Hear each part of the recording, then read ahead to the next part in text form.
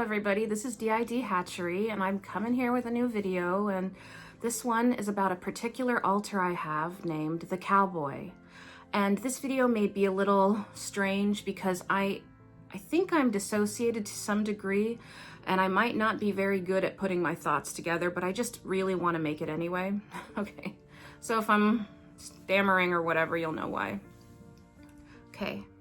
So in DID, altars all have roles, and these roles come from whatever traumas these altars were formed in relation to. And so every altar has a different role, and some altars have similar roles to each other, but they're always from specific traumas. And so every altar that I have met in my system, and I do not know them all, not at all, that I've experienced. And remember, when I'm describing these things, I'm only describing my co-conscious experiences with them. I have no idea what they're like when I'm not co-conscious. And so every time I've experienced on my altars, they all approach me in a very similar way. Imagine somebody walking towards you and they get closer and closer. Well, the closer an altar gets, the more, as long as I'm co-conscious, the closer they get, the more I feel them. I feel their emotions.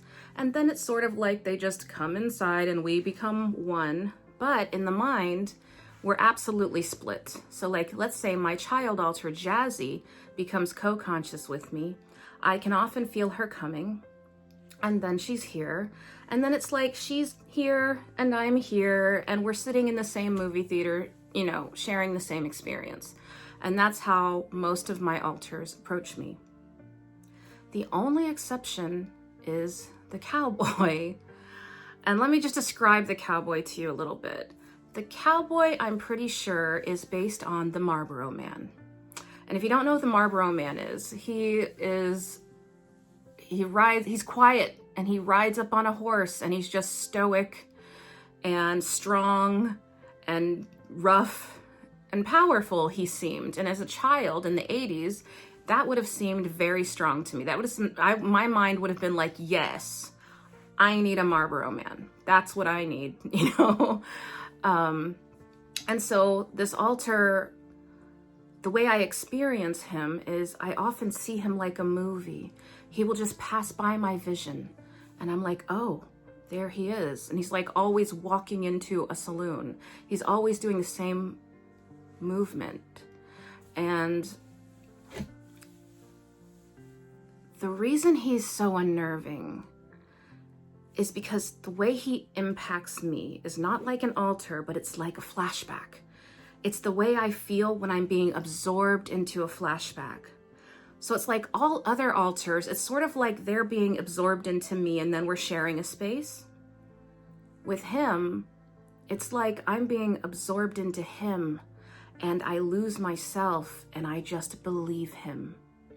And that's how it is with flashbacks for me. Emotional flashbacks, for me, they come in waves. And so I'll have a few hours where I'll be deep in the flashback. And when I'm in the flashback, I'm basically psychotic. I think people are doing things to me that my abusers did, even though it doesn't make logical sense.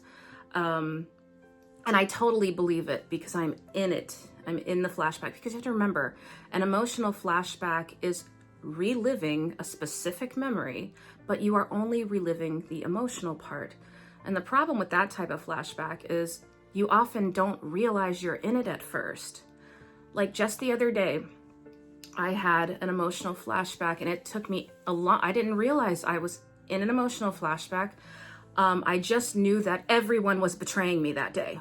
Like, everyone was betraying me. Everyone's going to betray me. And it got so bad that I thought my partner's friends were betraying him. And then he pointed it out to me. He's like, you are thinking everybody is betraying you today. I don't think, you might be in a flashback. And then I thought about it, and I'm like, yes, I'm very raw. I'm very emotional. I'm very easily triggered, very paranoid. And yes, I thought everybody was betraying me. But that's not what was really happening. But it's very hard when I'm deep in a flashback to be convinced otherwise. And even if somebody can convince me otherwise, I will go back to believing it anyway. My brain will make up something. It'll be like, oh, well, yeah, well, maybe they're not my abuser, but they act just like them and they have the same intention. And, you know, like, and you just keep going. You just act out your flashback on whoever's around you, in my case. And remember, everybody's very individual in their experience of flashbacks and DID. And so in my case, my mind just makes up reasons that the person standing before me is exactly the same as my abuser, if not my abuser. It's like my neurological system has to act out the trauma on something, someone, whoever's in front of me. Not convenient for friends or family, by the way. And so with this particular alter, like I said, he absorbs me the way a flashback does. And then I suddenly believe everything he says and does and says and believes. And he has a very dangerous purpose in my system, which I don't know if I should discuss it, but so when I come under his sway, I just sort of robotically do what he says because he just lulls me. I have other alters that are sort of dangerous to me that they're just like all my other alters. I can feel them coming. I feel their emotions. And usually the more dangerous alters in my system are very chaotic and very emotional and very upset and angsty and angry and despairing and all kinds of stuff. But this particular alter is dead calm. It's like he doesn't feel anything. And then he'll just say, well, now it's time. This is just what we do. And you're going to go over there and you're going to do this and we're just going to do it. And it's just fine. It's the most natural thing in the world. It was destiny. It's always supposed to be this way. It was written this way. And then I just sort of believe it at the time until I snap out of it. And then looking back, it's sort of horrifying that I just come under this spell and I just start robotically doing what this part tells me to do. And it's very hard to break out of it. But luckily, this alter doesn't come around much. And it doesn't seem like he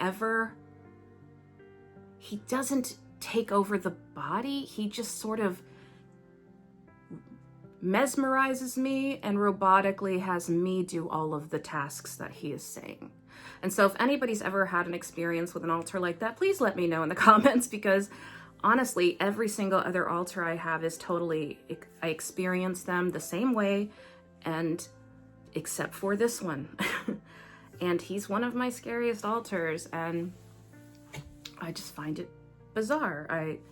I wonder why he stands out. Why is he different, you know? Oh, by the way, I have a few notes over there to see if I should say anything. Yeah, I said that. Okay. And so, yeah, it's just a very strange experience, and he's the cowboy. I don't know what else to say about it, but I did want to update you guys on a few things. Like, soon, well, actually tomorrow, I will be starting a partial hospitalization program because, you know, things have been pretty hard recently, you know, trying to keep it together. And so that'll be good because I do need the support, and I'll be going there 5 days a week. And, you know, that's like one step down from actually being hospitalized, that level of care. And, you know, I encourage anybody to do this if you need to, because there's just so much stuff going on in the world and everywhere, and it's not good and it's not fun. And I'm having a hard time not doom scrolling, not constantly looking at terrifying things. I can't control it. And so a lot of things have been out of control lately. I can't stop myself. I've been yelling at people. I'm trying, so I need to, you know, just a lot of stuff is going on due to stress. And for me, as time goes on with this disorder, the more I get to know my alters, it's like the less I can control myself. And that's why I'm in therapy, and that's why I'm doing partial hospitalization tomorrow.